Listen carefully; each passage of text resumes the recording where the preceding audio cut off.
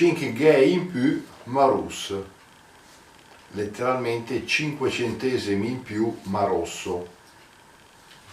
In che senso?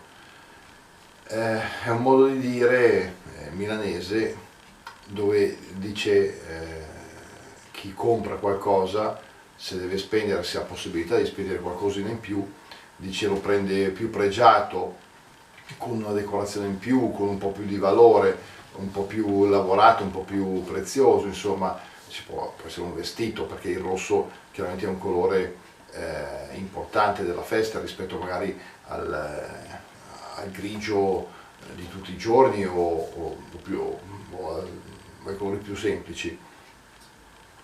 Ricordiamoci che il rosso comunque, o il porpora, è un colore dei re, dei cardinali, insomma di persone importanti. E allora ecco che questo vale non soltanto per i vestiti ma anche per altre cose. Cingen Pimarus. Perché disinci? Perché in che fu l'inaugurazione della nuova macchina fotografica, visto che molti seguaci, anzi quei che mi vengono da dire, in inglese dici followers, in italiano io dico seguaci, in milanese dici quei che vengono da dire al nostro canale, giustamente dicevano che insomma la qualità delle riprese non era mica troppo bella. Allora ho deciso di fare un acquisto e tolta la macchina nuova e per mica fare la pubblicità qualche giorno la marca, perché può di non far vedere la macchina perché le deve fare la ripresa e per forza se può no fa vedere quel che le deve lavorare. Allora la macchina è questa qui, se avete no la marca e ci fanno la pubblicità occulta, come si dice, no? Comunque fideves. L'occasione di questo proverbio, con cui ricomincio anche una serie di proverbi, non più con il ritmo che mi ero prefisso l'anno scorso, o meglio tra il 20 e il 21, e che avevamo concluso un po' una parte, è anche l'occasione per dire appunto anche il computo dei soldi, cioè diciamo la terminologia dei soldi, perché il milanese, che pure da quando c'è l'unità d'Italia ha avuto le lire, la lira quindi è l'unità di misura del denaro, adesso siamo con l'euro, ma il milanese che sempre sta è il franc, quindi retaggio della dominazione francese.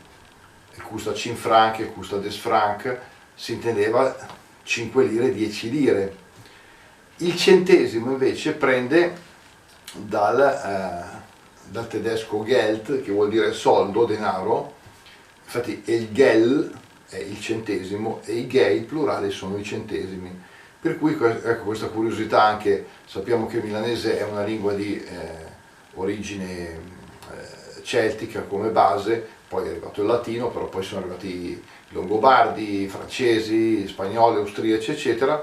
Abbiamo conservato nella terminologia riguardante i soldi entrambe le lingue di popoli che arrivarono come dominatori, hanno lasciato chiaramente il loro segno. Ecco che per esempio sul nostro paese avevi proprio c'è che la scelta qui, cioè avevo dato questa indicazione: se una copia per esempio di questo nostro paese che vi dedica a il Dom, i Soguli e i Sossant, questi del 2004, una copia euro 2,50 €, che gliela scrivi una copia 2 franc e 50 gay. Ecco appunto che il franc e il gel, rispettivamente unità di misura base, cioè lira prima, euro dopo, e il gel, il centesimo, che con le lire erano praticamente, con le lire diciamo del dopoguerra erano sparite, perché prima che erano, adesso quando eravamo ragazzi noi ormai non c'erano più i centesimi, con l'euro sono tornati i centesimi, quindi ecco che il milanese può riutilizzare questo termine, ecco, per indicare i centesimi.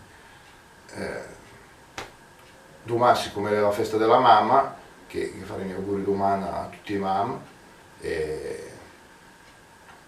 se Gavide fa un pensiero, un regalino, un qualcosa, e fai il bene, mi raccomandi, la qualità, che se no va bella, e se hai spento qualcosa in più, vabbè, 5 in più, Marus, ciao!